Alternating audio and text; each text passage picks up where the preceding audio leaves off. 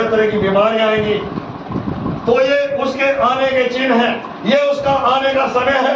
तो हम उसके वचनों में, उसकी संगति में बने रहे, ताकि आने वाले दिनों में इन विपत्तियों से आपको प्रभु बचा सके। तो उसमें हम 24 में 30 वचन को पढ़ सकते हैं बाइबल में। मत्ती की किताब 24 अध्याय वचन 30। तब मनुष्य के पुत्र का चिन्ह आकाश में दिखाई देगा, और तब पृथ्वी के सब कुलों के लोग छाती पीटेंगे, और मनुष्य के पुत्र को बड़ी समर्थ और ऐश्वर्य के साथ आकाश के बादलों पर आते दिखेंगे। हाँ जी, अभी यहाँ पर हमने एक वचन को पढ़ा बाइबल में से, और मत्ती की जो किताब है, इस किताब में से हमने 24 अध्याय और 30 वचन को हमने यहाँ पर पढ़ा। तो यहाँ पर लिखा वचन में, उसने क्या यहाँ पर बताया, वचन का लिखना कहता है यहाँ पर, तब मनुष्य के पुत्र का चिन्ह आकाश में दिखाई देगा, और तब पृथ्वी के सब कुलों के लोग छाती पीटेंगे, और मनुष्य के पुत्र को बड़ी सामर्थ और ऐश्वर्य के साथ आकाश के बादलों पर आते देंगे। हालेलुया! आकाश के बादलों पर प्रभु यीशु मसीह को, मनुष्य के पुत्र को, परमेश्वर के इकलौते पुत्र को आप बादलों पर आते हुए देखेंगे, और उठकर क्या होगा। हालेलुया! तो उसके आने से पहले अभी आप तौबा कर दो, पश्चाताप करो। आज अगर हमने 10 बजे का वक्त समय रखा चर्च में, तो लोगों को कदर नहीं है। हालेलुया! अभी वचन को हम पढ़ रहे थे, भजन संहिता 84 अध्याय में 85 में पढ़ा था हमने 2 वचन। तो वहां पर लिखा था कि परमेश्वर ने अपने लहू से, कहता वो क्या करता कि उनके पापों को क्षमा कर दिया, ढांप दिया है। और अगर जब हमने निर्णय किया, फैसला किया, तो हम कौन से दिनों में चल रहे हैं हमें याद रखना। हम अंत के दिनों में चल रहे हैं, हमें अपने आप को जांचने की, हमें अपने आप को परखने की। क्या लिखा है यहाँ पर बाइबल में, क्या लिखा है वचन के अंदर, क्या लिखा कि चिन्ह जो है आकाश में दिखाई देगा। कहता उसके आने का जो चिन्ह है वो आकाश में दिखाई देगा, और परमेश्वर ने अपने चिन्हों को अभी दिखा रहा है। वो लोग देख करके भी अनदेखा कर रहे हैं। वो सोचते हैं कि अभी चिन्ह दिखाई दे रहे हैं, अभी यीशु मसीह नहीं आ रहा, और वो चिन्ह इसलिए दिखा रहा है, इसलिए वो चिन्ह दिखाता है, इसलिए भयंकर बीमारियां संसार में है, क्योंकि वो सच्चाई के अनुसार नहीं चले, टाइम टेबल के पक्के नहीं है। हालेलुया! हालेलुया! इसलिए वचन का लिखना यहाँ पर कहता है कि आकाश में उसका चिन्ह दिखाई देगा, यहाँ पर बाइबल में दिखाई देगा। इसलिए हमें प्रभु के कलाम में पढ़ने की जरूरत है। जो बाइबल में आखिरी किताब उसको निकालेंगे हम, उसका आखिरी किताब का 4 और 5 वचन पढ़ सकते हैं। हालेलुया! इधर बच्चों आवाज आ रही है? तो पढ़ेंगे उसका, हम पढ़ेंगे 9 में 4 और 5 वचन को पढ़ेंगे।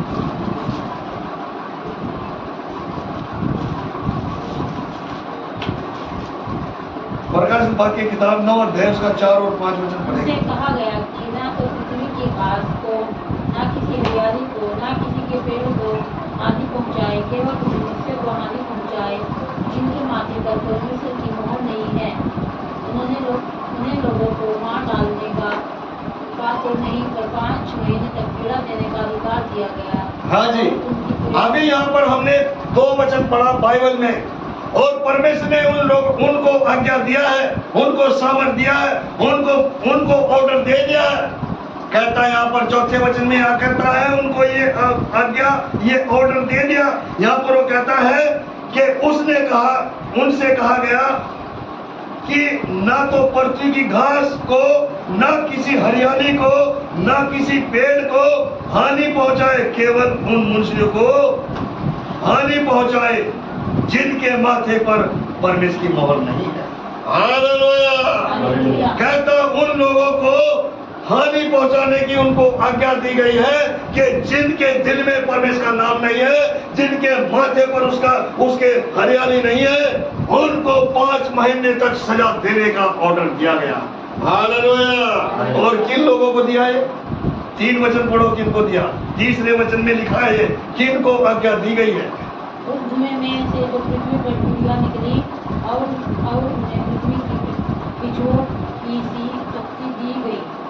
हाँ जी, यहाँ पर टिड्डियों का जिक्र किया गया।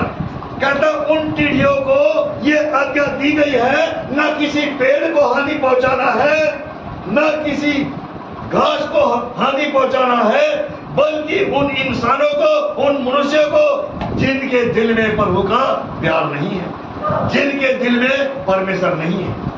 हालेलुया। कहता 5 महीने तक उनको सजा देने का ऑर्डर दिया गया। हालेलुया। और आज लोग क्या करते हैं? वचन को सुनते भूल जाते हैं, वचन के अनुसार नहीं चलते। लेकिन यहाँ प्रकाशित वाक्य की किताब में उसने बताया है कि किन किन लोगों को सजा देने की उन्हें पावर दी गई है। कहता जिनके दिल में परमेश्वर नहीं है, जो प्रभु को पुकारते नहीं है, जो वचन को सुन करके अनसुना कर देते हैं, इसलिए यहाँ पर उनको आज्ञा दी गई है।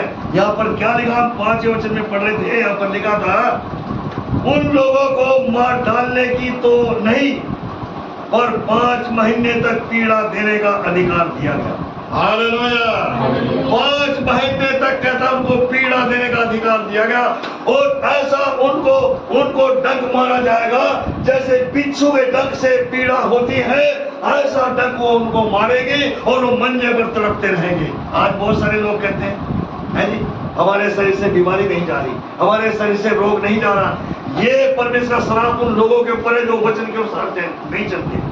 अच्छे गद्दे के ऊपर पड़ा हुआ, एक बहुत अच्छा गद्दा 6000 का डाला नीचे है, अच्छे स्प्रिंग लगे उसमें जंप लगते हैं, लेकिन जिसके शरीर के अंदर बीमारी है उस गद्दे के नीचे इतने बड़े बड़े उसमें कीले ठोकी हुई है। वो कीले जो है उनको दिखाई नहीं देती, लेकिन परमेश्वर ने उन किलों को ठोका। और जिस वक्त वो मंजे पड़ता, आए मेरी कमर दर्द करती, आए मेरी कमर में चौका चुक गया। वो परमेश्वर श्राप है, वो परमेश्वर का श्राप है उनके ऊपर जो प्रभु के वचन के अनुसार नहीं चलते। इसलिए कहता हमारी दर्द में, हमारी कमर में दर्द है, हमें हमारे शरीर से बीमारी नहीं जा रही। इसलिए वचन का लिखना कहता है उनको 5 महीने तक ये ऑर्डर दिया गया, ये पावर दी गई है कि इनको सजा मिले, इनको सजा मिले। और उसका आखिरी हिस्सा उस वचन का 5वें, यहाँ पर ऊंची आवाज से पढ़ेंगे 5 महीने तक। हाँ जी पढ़ो, जल्दी से पूरा पढ़ देंगे। 5 उन्हें लोगों को मार डालने का तो नहीं, पर 5 महीने तक पीड़ा देने का अधिकार दिया गया है। और उनकी पीड़ा ऐसी थी जैसे बिच्छू के डंक मारने से मनुष्य को होती है। हाँ, ऐसी पीड़ा उनको दी गई है, ऐसी पीड़ा उनको दी जाएंगी जैसे बिच्छू के डंक मारने से दर्द होता है, लहर उठती है शरीर के अंदर, सन्नाटे छा जाते हैं। वो क्यों उनको ये दी गई? क्योंकि उनके दिल में परमेश्वर नहीं है, उनके दिल में तो संसारिक काम है, उनके दिल में तो रिश्तेदार है, उनके दिल में तो बाथरूम के अंदर बाल्टी भरी है कपड़ों की, वो चीजें उनके याद आती हैं। हालेलुया। लेकिन यहाँ पर मत्ती की पुस्तक में लिखा है, मत्ती की पुस्तक में वहां पर लिखा है 30 वचन को हम पढ़ रहे थे, वहां पर लिखा था कि तब मनुष्य के पुत्र का चिन्ह आकाश में दिखाई देगा और तब पृथ्वी के सब कुल छाती पीटेंगे और मनुष्य के पुत्र को बड़ी सामर्थ से बादलों पर आते हुए। हालेलुया। बड़ी सामर्थ के साथ को बादलों पर आते हुए। इसलिए उसके आने से पहले अपने आप को तैयार कर लो, उसके आने से पहले अपने आप को तैयार कर लो। कहीं ऐसा ना हो पर वो अपने स्वर्गदूतों को आज्ञा दे कि ये इस काबिल नहीं है ये मेरे साथ स्वर्ग में दाखिल हो सके, ये तो इस काबिल है कि इनके दिल में मेरा नाम नहीं है, इनके माथे पर मेरा नाम नहीं है, इनको उठा करके उस आग की झील में डाल दो जहां रोना और दांतों का पीसना होगा। इसलिए उसके आने से पहले अपने आप को मजबूत करो, अपने आप को तैयार कर लो, तौबा कर लो, पश्चाताप कर लो। बाइबल बताते हम आखिरी समय में चल रहे हैं, आखिरी दिनों में चल रहे हैं। इन दिनों को याद रखें, परमेश्वर आपको दिन देता है, परमेश्वर आपको समय देता, परमेश्वर आपको महीना देता, पर वो आपको हफ्ता देता, पर वो आपको साल देता। इसलिए आप इस टाइम का ध्यान रखें, इन दिनों का ध्यान रखें, इन आखिरी समय में आप चल रहे हैं। हालेलुया। हमें प्रभु को जानने उस पर विश्वास करने की, उसके नाम पर विश्वास करें, उसके नाम पर भरोसा करें। वो केवल एक ही खुदा, एक ही परमेश्वर, एक ही यीशु मसीह है जिसके नाम को लेकर के हम आगे बढ़ सकते हैं।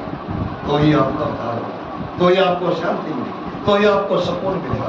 इसलिए हमें प्रभु की खजूरी में आगे बढ़ने की। भजन संहिता 9 अध्याय में 10 वचन पढ़ो बच्चों। उस पुरानी किताब में पढ़ो जरा, भजन संहिता 9 में 10 वचन।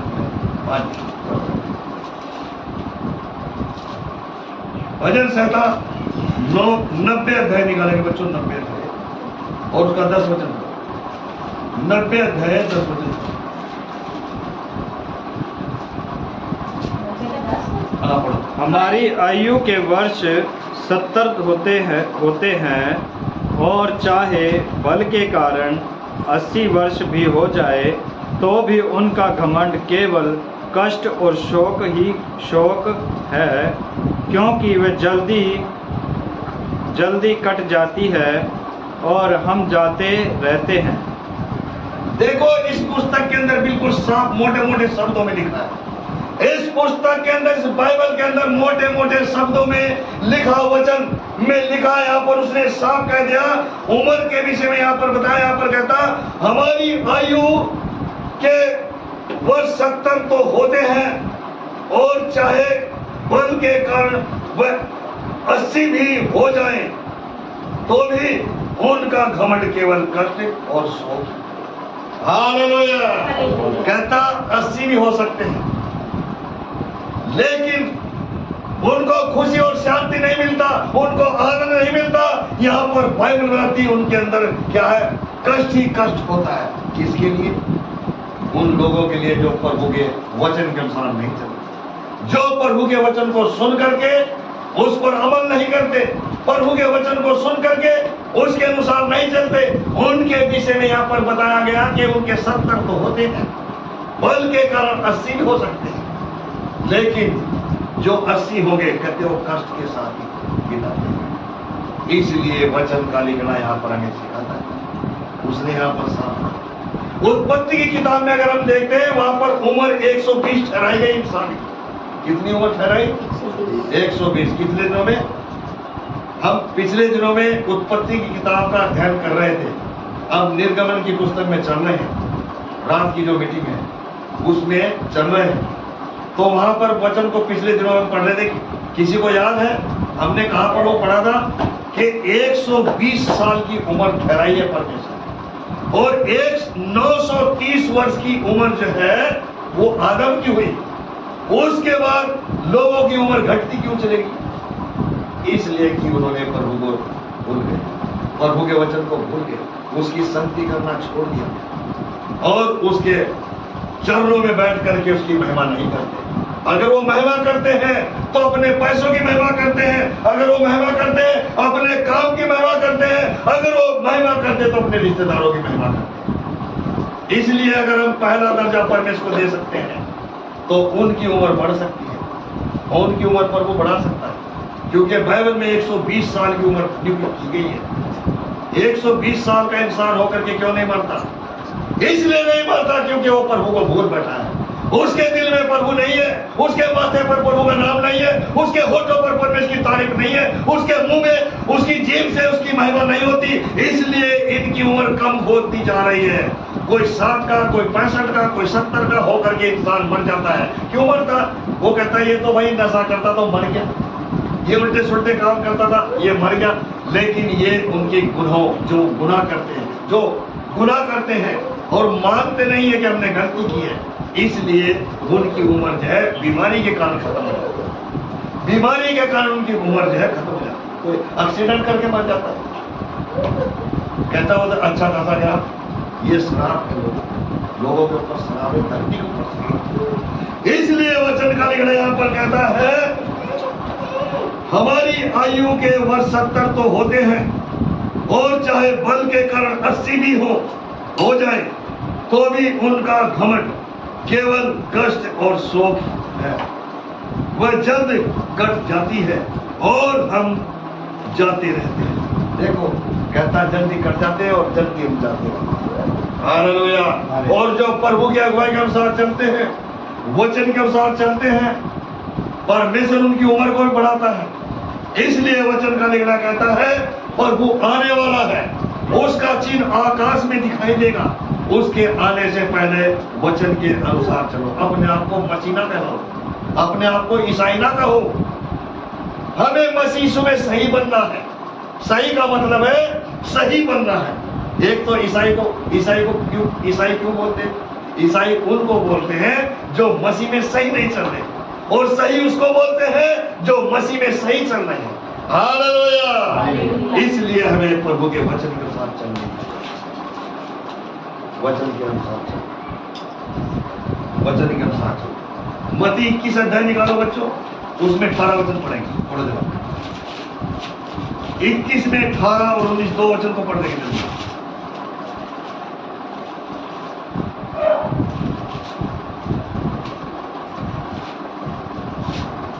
ऊंची आवाज से पढ़ेंगे हम।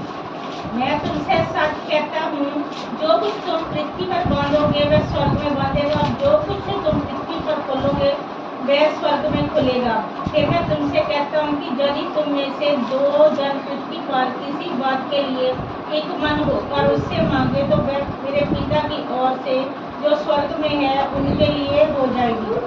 अभी यहाँ पर हमने क्या वचन में पढ़ा है?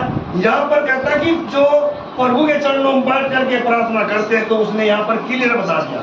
यहाँ पर उसने साफ कहा कि क्या हो सकता है। उसने यहाँ पर मत्ती 21 अध्याय उसका 18 वचन दोबारा पढ़े। 21 अध्याय 21।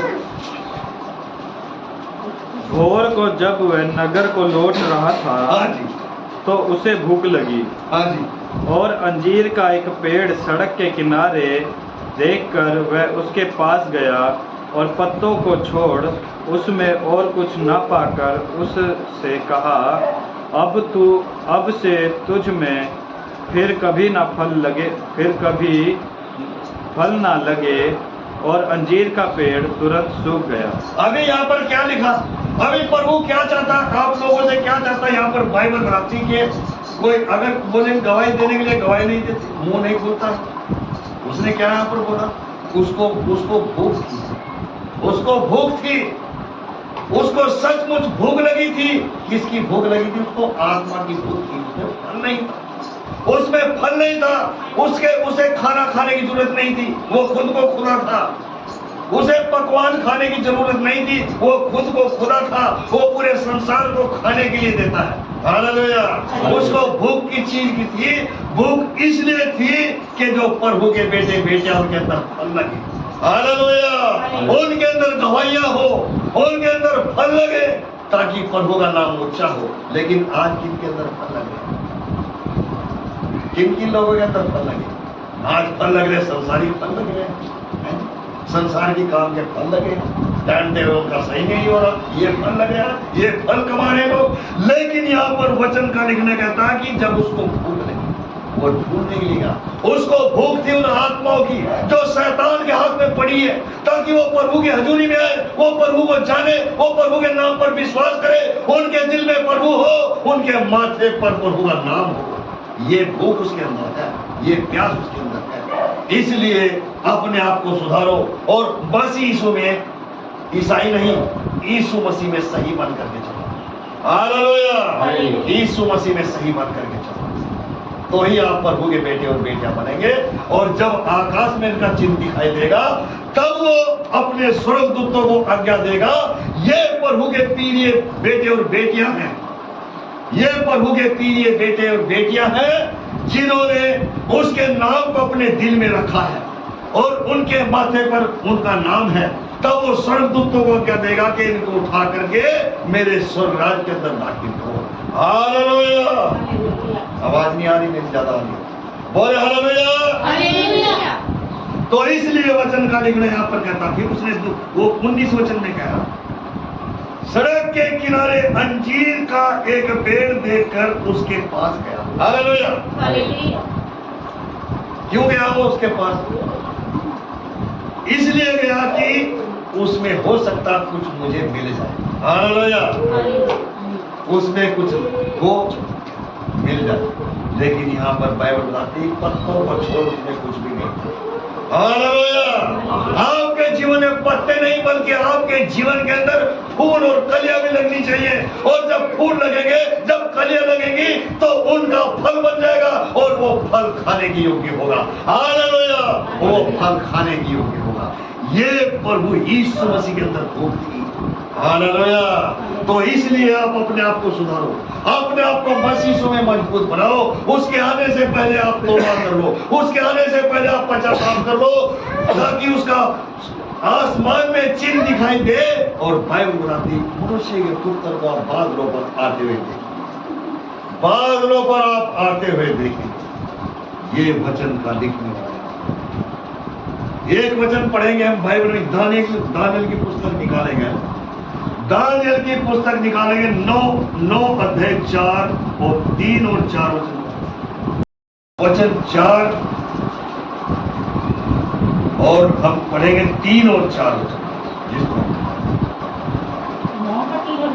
हाँ तब मैं अपना मुख प्रभु परमेश्वर की ओर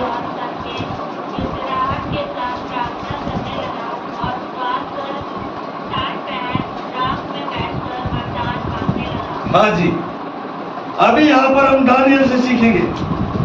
दानियल प्रार्थना कर रहा था, और कहाँ पर प्रार्थना कर रहा था वो? अभी वो सिस्टर करमजीत ने वचन को पढ़ा, रंजन ने वचन को पढ़ा है। कहाँ पर वो प्रार्थना कर रहा था बैठ करके? बाइबल यहाँ पर बताती है 9 में 3 से वचन यहाँ पर लिखा है, तब मैं अपना मुख प्रभु परमेश्वर की ओर करके गिड़गिड़ाहट के साथ प्रार्थना करने लगा। देखो किसकी तरफ बैठा था वो? मुंह करके प्रभु की ओर मुंह किया उसने, और गिड़गिड़ाहट के साथ वो प्रार्थना करने लगा। और क्या मांग रहा था वो परमेश्वर से? यहाँ पर रखा कि उसने कहा कि परमेश्वर की ओर करके गिड़गिड़ाहट के साथ प्रार्थना करने लगा और उपवास कर टाट पहनकर राख मेट करके बड़े वरदान मांगने लगा। हालेलुया। ये दानियल ने प्रभु के चरणों में बैठ करके प्रार्थना किया, विनती किया, उपवास किया और टाट के ऊपर बैठ करके प्रार्थना करने लगा। और उसने क्या मांगा? उसने कोई गाड़ी नहीं मांगी, कोई बंगला नहीं मांगा, रुपया पैसा नहीं मांगा, उसने बैंक बैलेंस नहीं मांगा परमेश्वर से। उसने एक ही चीज मांगी प्रभु से, एक वरदान मांगने लगा। हालेलुया। ये आत्मिक वरदान उसने मांगा है। और आज लोगों की क्या प्रार्थना होती है? प्रभु हमारा एक अच्छी गाड़ी हो जाए, प्रभु हमें एक बंगला मिल जाए, प्रभु हमें एक बैंक बैलेंस भी हो जाए, प्रभु हमें ये चीज होगी, सुख शांति मिल जाए। ये चीज मांगते लोग आजकल, है ये चीज मांगते हैं। लेकिन यहाँ दानियल से सीख सकते हैं। दानियल रो रहा था, गिड़गिड़ाहट के साथ वो प्रार्थना कर रहा था, और उसकी हजूरी में बैठ करके उसने घुटने टेके और उसकी ओर मुंह करके वो प्रार्थना करने लगा और एक गिफ्ट और एक वरदान मांगने लगा। ये उसके अंदर भूख और प्यास थी। हालेलुया। आज लोगों के अंदर वो भूख नहीं है, लोगों के अंदर वो भूख नहीं, लेकिन दानियल से सीख सकते हैं। दानियल से सीख सकते हैं वो उसके अंदर कौन सी भूख है, उसके अंदर कौन सी प्यास है। लेकिन यहाँ पर बाइबल बताती प्रभु यीशु मसीह को भूख और प्यास थी, और वो उस पेड़ के पास गया, वहां पर पत्तों को छोड़ उसको कुछ नहीं मिला। हालेलुया। आपके जीवन में फूल और कलियां लगनी चाहिए। जब फूल लगेंगे, जब कलियां लगेगी, उसके साथ वो फल तैयार होगा, और प्रभु जो है उस फल से प्रसन्न होता है, उस फल से प्रसन्न होता है। इसलिए आप अपने जीवन में फल लगाए, अपने जीवन में फल, तभी प्रभु प्रसन्न होता है। दानियल से सीख सकते हैं। यहाँ पर क्या लिखा है? चौथे वचन में पढ़ेंगे। चौथा वचन पढ़ो बच्चों, 9 में। शाबाश। मैंने अपने परमेश्वर यहोवा से इस प्रकार प्रार्थना की और पाप का अंगीकार किया, हे प्रभु तुम महान और वह योग्य परमेश्वर है, जो अपने प्रेम रखने और आज्ञा मानने वालों के साथ अपनी वाचा को पूरा करता है और प्रार्थना करता रहता है। हाँ जी, अभी उसने ये प्रार्थना किया 5 वचन में, और यहाँ पर हम देखते हैं इस वचन के अंदर से साफ कह दिया। यहाँ पर वो क्या कहता है इसमें हाँ, चौथे वचन में यहाँ पर वो कहता है, कौन सी वो प्रार्थना करता है, वो क्यों अंगीकार कर रहा है? आज लोग अंगीकार नहीं करते हैं, अंगीकार करेंगे, बाहर निकलेंगे, उठ करके खड़े हो जाएंगे, फिर उन्हीं बातों में आ जाएंगे, उसी संसार में आ जाएंगे, संसार की बातों में आ जाएंगे। लेकिन वहां पर जो पौलुस है, पौलुस कहता है मैं मसीह के साथ क्रूस पर चढ़ाया गया हूं, अब मैं जीवित नहीं रहा, कहता मुझ में यीशु मसीह जीवित है। हालेलुया। ऐसे सेवकों के समान बनने के लिए पौलुस क्यों कह रहा हूं मैं मर चुका हूं? उसने इसलिए कहा कि संसार की तरफ से मर चुका हूं, संसार की माड़े कामों से मर चुका हूं, संसार की बातों से मर चुका हूं, संसार के कामों से मर चुका हूं, संसार के लालच से मर चुका हूं। इसलिए कहता मसीह मुझ में जीवित है। हालेलुया। तो आप अपने आप को प्रभु के हाथों में सौंप दो, प्रभु के हाथों में सौंप दो, तो प्रभु जो है आपको मसीह यीशु में नया जीवन देने वाला है। और जब वो बादलों पर आएगा, जब वो बादलों पर आएगा, उसका चिन्ह आपको दिखाई देगा। उसके आने से पहले अपने आप को प्रभु के हाथों में सौंप दो, तैयार कर लो। यहाँ पर बाइबल में उसने सामने हमें अपने आप को जांचने की एक किताब और निकाले, यूहन्ना रचित सुसमाचार निकालो बच्चों, और 3 अध्याय में हम 18 वचन पढ़ सकते हैं। 3 में 18 वचन पढ़ो।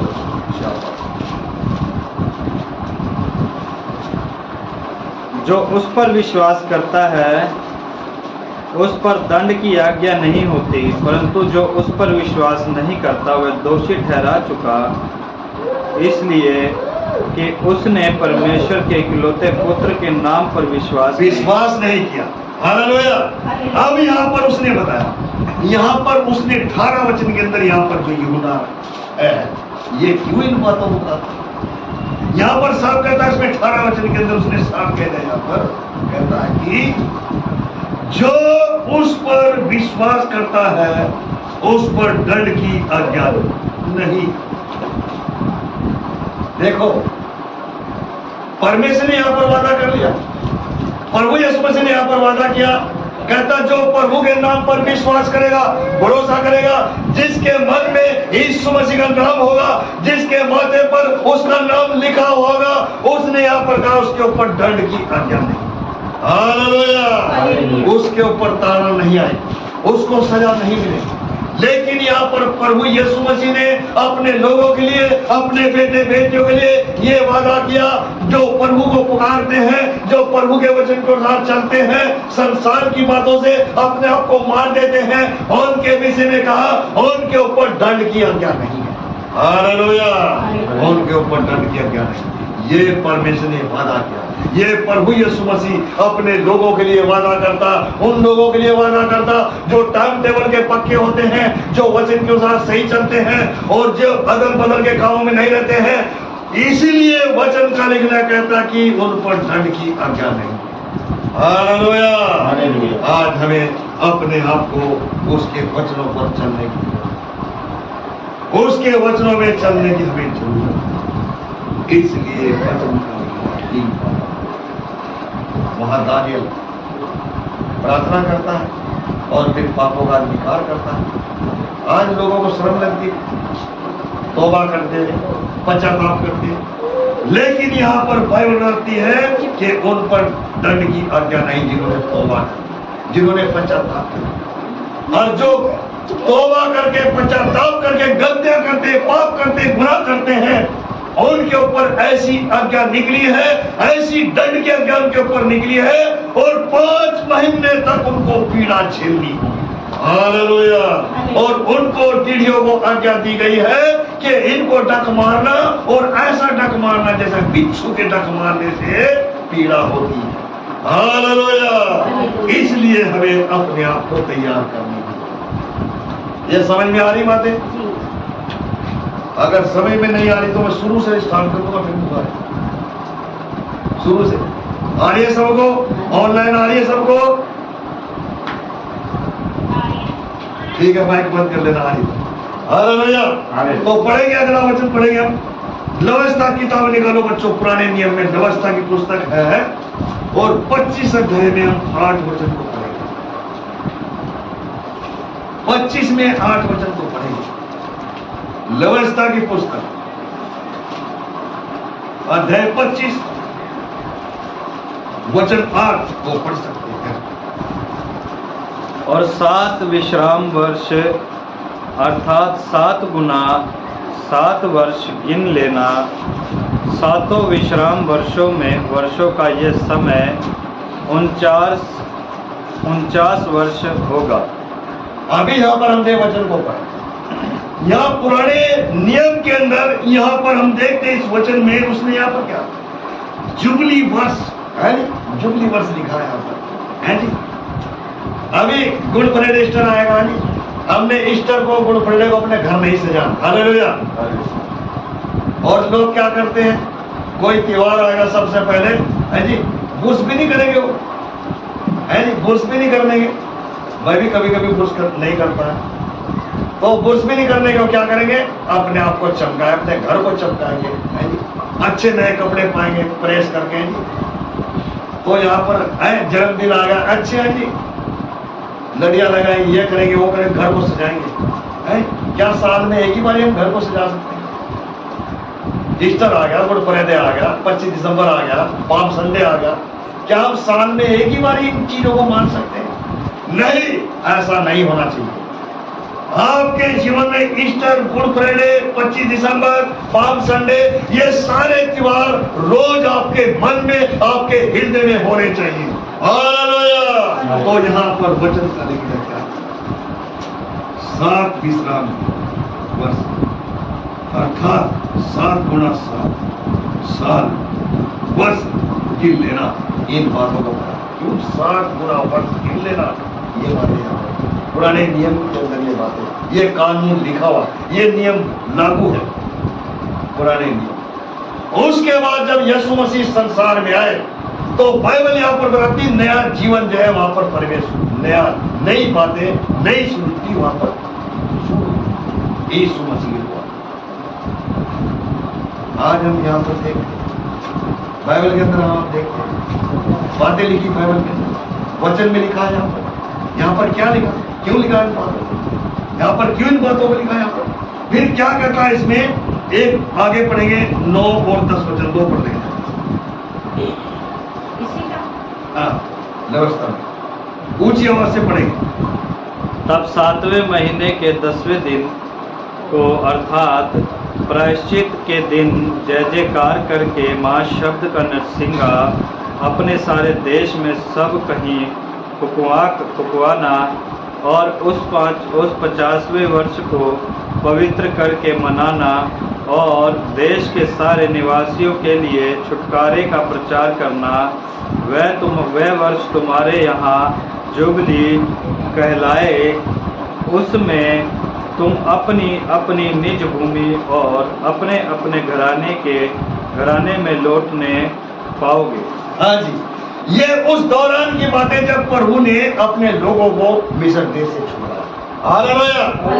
यहाँ पर बाइबल बनाती, यहाँ पर वचन बनाता कि जो उस टाइम पर तुम खुशियां मनाना, उस टाइम पर तुम जो है प्रभु को धन्यवाद देना, उसकी महिमा करना, उसकी बड़ाई करना। आज लोग क्या करते हैं जी, कोई जन्मदिन आ गया, कोई ईस्टर आ गया, कोई चलो ईस्टर की तो बात दूसरी है, कोई किसी का जन्मदिन आ गया, सबसे पहले क्या करते लोग हैं जी, केक तो बाद में कटेगा, केक जो है वो बाद में कटता है, फिर मोहल्ले पड़ोस वालों को बुलाएंगे, रिश्तेदारों को बुलाएंगे, वहां पर अच्छी मीटिंग होगी, अच्छे गीत भजन गाएंगे, है जी, अर्पण की प्रार्थना होगी, तौबा की प्रार्थना होगी, धन्यवाद की प्रार्थना होगी।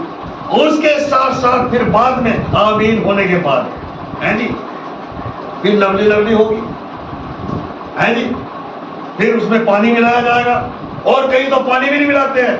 तो यहाँ पर बाइबल बताती, वचन यहाँ पर बताता कि आज ऐसे ऐसे त्योहार लोग मनाते हैं जहां पर अर्पण करना, जहां पर तौबा करना, जहां पर पश्चाताप करना, और उल्टे सुल्टे काम वहां पर हो रहे। तो क्या यहाँ पर बाइबल बताती, यिर्मयाह क्यों वहां पर कहता है इन बातों को, दानियेल क्यों इन बातों को कहता है, सिखाने के लिए, सीखने के लिए, तौबा कर लो, पश्चाताप कर लो। वो क्यों वहां पर प्रार्थना कर रहा परमेश्वर की ओर, क्यों उसने मुंह को घुमाया, है? वो कहीं और भी घुमा सकता था मुंह को, वो दीवार की तरफ भी मुंह कर सकता था, वो ऐसे मुंह को नीचे भी झुका सकता था। उसने क्यों अपने मुंह को परमेश्वर की ओर घुमा करके प्रार्थना किया? और फिर वहां पर लिखा पर चौथे वचन में उसने तौबा भी किया, तौबा भी कर रहा हूं वहां पर। तो इसलिए यहाँ पर वचन का लिखना कहता है, यहाँ पर वो कह रहा है उसका दूसरा हिस्सा 10 का यहाँ पर करा, कहता कि निवासियों के लिए छुटकारे का प्रचार और वर्ष तुम्हारे लिए जुबली कहलाए। देखो यहाँ पर छुटकारे के लिए प्रार्थना हो रही है, यहाँ पर है जुबली कहलाए। और लोग क्या कर जुबली के मिले में लवली लवली चल रहा, जुबली तो छोड़ दिया उन्होंने, प्रभु की महिमा करनी छोड़ दी, वहां पर तो लवली लवली हो रहा। इसलिए वचन का लिखना कहता है आकाश में उसका चिन्ह दिखाई देगा और परमेश्वर का पुत्र आपको वहां मिलेगा। यीशु मसीह बड़ी सामर्थ के साथ, बड़ी पावर के साथ वो दिखाई देगा। इसलिए अपने आप को तौबा कर लो, पश्चाताप कर लो। प्रभु को भूख लगी हुई है, उन रूहों की भूख उसके अंदर है जो उसने जीवित प्राणी बनाया और अपनी आत्मा उनके अंदर डाल दी और वो संसार के कामों में खो गए। इसलिए उसको भूख है, वो दलदल में दब के चले गए। वो सोचता कि ये लोग प्रभु के पास आए और कोई नाश ना हो। इसलिए तौबा कर लो, पश्चाताप कर लो उसके आने से पहले। तभी यहाँ पर क्या 11 वचन पढ़ेंगे, इसी पुस्तक पढ़े जाते 11 वचन। तुम्हारे जहाँ वह 50वां वर्ष जुबली का वर्ष कहलाए, उसमें तुम न बोना और जो अपने आप उगे उसे भी ना काटना और ना बिन छांटी हुई दाखलता की दाखों को तोड़ना। हाँ जी, देख लो यहाँ पर क्या लिखा, दाखलता को ना तोड़ना, कच्ची को ना तोड़ना। बाइबल क्या कहती थी, मैं उसकी पुस्तक में लिखा कोई नया चेला ना हो। हालेलुया। इसीलिए यहाँ पर कहता कि कच्ची को ना तोड़ना, उसको खराब मत करना। बहुत सारे लोग गलती करते हैं, खराब करते हैं। अच्छे वचन में चल ले, अच्छे संगति में चल ले और अच्छा परिवार संगति में चलना, अच्छे वचन में चल ले, अच्छे वर्शिप करते हैं, अच्छा तौबा कर ले, पश्चाताप कर ले, लेकिन उनके बीच में आकर के एक जंगली पेड़ है जी, उनको आकर के दबा देते हैं। ये विश्व में से होता है। आज हमारे चर्च में भी कहीं ऐसे हुआ। कई परिवार अच्छे चल रहे हैं, वर्शिप करने वाले, गीत भजन गाने वाले, लेकिन उनके बीच में जब एक जंगली पेड़ आ जाता है, वो उनको खराब करने की कोशिश करते हैं। और एक टोकरी के अंदर फल रखे होते हैं जी, फल एन बढ़िया साफ फल रखे, साफ सोने सुथरे, दूर से देख करके मन के अंदर जीव पानी देने लगती है। लेकिन उसके अंदर एक फल ऐसा भी है, वो बाहर से दिखाई दे रहा बढ़िया सोना सुथरा अच्छा कमाल का है, लेकिन उसके अंदर एक कीड़ा लगा हुआ। हालेलुया। यही वो जंगली पेड़ है जिसके अंदर कीड़ा लगा हुआ, और यही उन फलों को, दूसरे फलों को नाश करने वाला, खराब करने वाला। इसलिए अपने आप को जांचो, अपने आप को परखो, उस जंगली पेड़ को देखो, उस पेड़ जिसमें कीड़ा लगा उसको पहचानो, उसको परखो, कहीं ऐसा ना तुम्हारे अंदर वो कीड़ा काम करने लगे। आज कई परिवारों के अंदर कीड़ा काम कर रहा है, कानों में खुजली लगी उनके, खजाना उनके कानों को। इसलिए अपने आप को जांच लो। उसने कहा कि मनुष्य के पुत्र का जो चिन्ह है वो आपको आसमान में दिखाई देगा, वो जल्द आने वाला है। उसके आने से पहले तौबा कर लो, पश्चाताप कर लो। अंत के दिनों में आप लोग चल रहे हैं, समय बहुत ही नजदीक है। उसने कहा कि मैं चोर के समान आऊंगा। हालेलुया। उसके आने से पहले तुम तैयार हो जाओ, नहीं तो फिर आपकी झील में फेंक दिए जाओगे और वहां से कोई छुड़ाने वाला नहीं होगा। इसलिए वचन का लिखना यहाँ पर कहता है, मत्ती 24 अध्याय में 15 वचन पढ़ो। आप नए नियम में चलेंगे, नया नियम 24 में 15 वचन पढ़ सकते हैं। 15 वचन, हाँ जी, जिसको मिलना जल्दी से पढ़ सकता है। 15-24 में, सो जब तुम उस उजाड़ने वाली घृणित वस्तु को, जिसकी चर्चा दानियल भविष्यद्वक्ता के द्वारा हुई थी, हाँ जी, पवित्र स्थान में खड़ी हुई देखो, जो पढ़े वह समझे। हाँ जी। अब क्या कहता है, जो इस पुस्तक को पढ़ रहा है, जो इस वचन को पढ़ रहा है, उसको समझने की जरूरत है। हालेलुया। और वचन को फटाफट आग की तरह पढ़ लेंगे और बंद करके रख देंगे, ना प्रार्थना करना, ना प्रभु को धन्यवाद देना, ना उसकी स्तुति करना, ना उसकी आराधना करना, तो वचन कहाँ दिल में आएगा? कहाँ वचन घुसेगा दिल के अंदर? यहाँ पर क्या कह रहा है, जो पढ़े उसको समझे, और फिर कह रहा हो यहाँ पर। इसलिए जब तुम उस उजाड़ने वाली घृणित वस्तु को, जिसकी चर्चा दानियल भविष्यवक्ता के द्वारा हुई थी, पवित्र स्थान में खड़ी हुई देखो, जो पढ़े वह समझे। ये यहाँ पर उन्होंने खुल्लम खुल्ला बोल दिया, दानियल के बारे में बताया गया कि उसने अपनी पुस्तक में भी इन बातों को लिखा है। और आज लोग क्या करते हैं, वचन को पढ़ लिया, बस पढ़ने से मतलब है, उसको समझना नहीं है।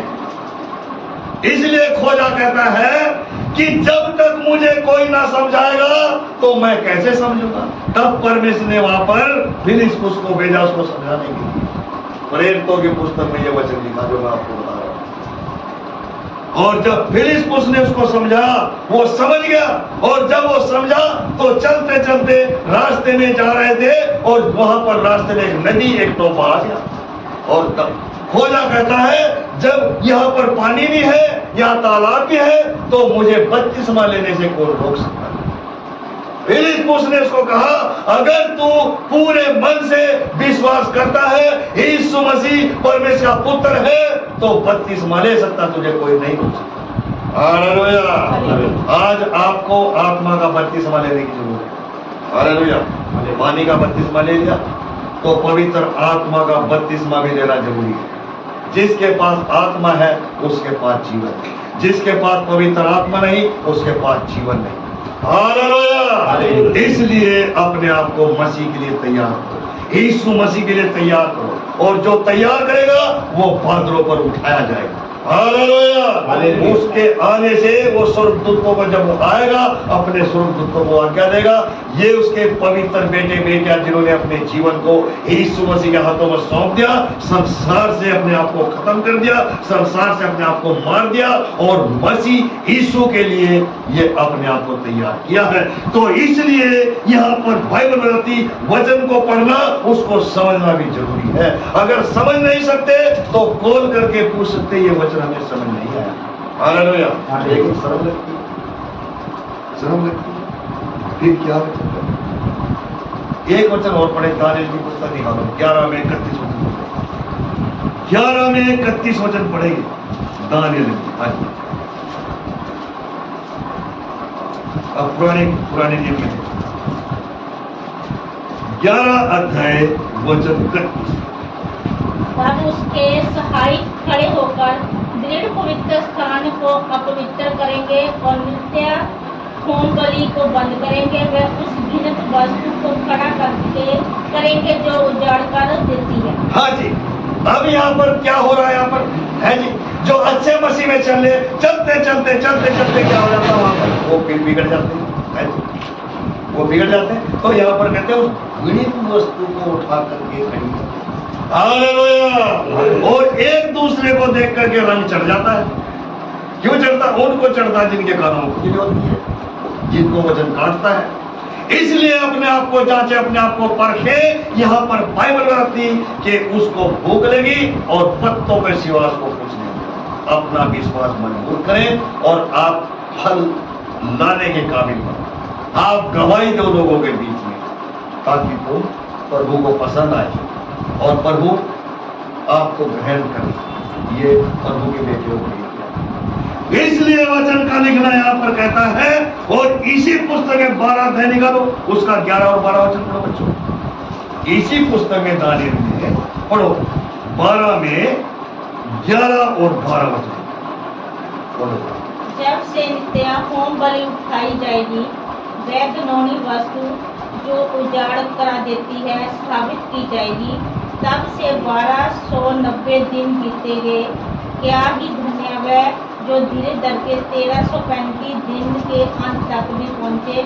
अब तू जाकर अंत तक ठहरा रह और तू विश्राम करता रहेगा, और उन दिनों के अंत में तू अपने निज बाग पर खड़ा होगा। हाँ जी, ये परमेश्वर अपने दास से बातचीत करता है। हालेलुया। यहाँ पर लिखा 11 वचन में हम देख रहे, जब से नित्य होम बलि उठाई जाएगी और वह घिनौनी वस्तु जो उजाड़ करा देती है स्थापित की जाएगी। यहाँ पर लिखा बाइबल के अंदर कहता जो उजाड़ करने वाले वो साबित की जाएगी। और कई लोग क्या करते हैं जी, फंस जाते हैं आकर के, लेकिन यहाँ पर कहता कि वो साबित की जाएगी कब से 1290 दिन बीतेंगे। सुन लो, 1290 दिन बीतेंगे। और बाइबल में लिखा है यहाँ पर ये बात है, बीतेंगे। क्या ही धन्य है वे जो धीरे धर कर 1335 दिन के अंत तक भी पहुंचे। देखो पहुंचेगा, विश्वास में कहता मजबूत रहेगा, उसके लिए ये। और ऊपर जो लिखा घृणित वस्तु के बारे में, वो कमजोर भी करेगी। एक दिन सागर कह रहा था, एक वहां पर स्वर्गदूत भी है, प्रभु भी है और शैतान भी है। हालेलुया।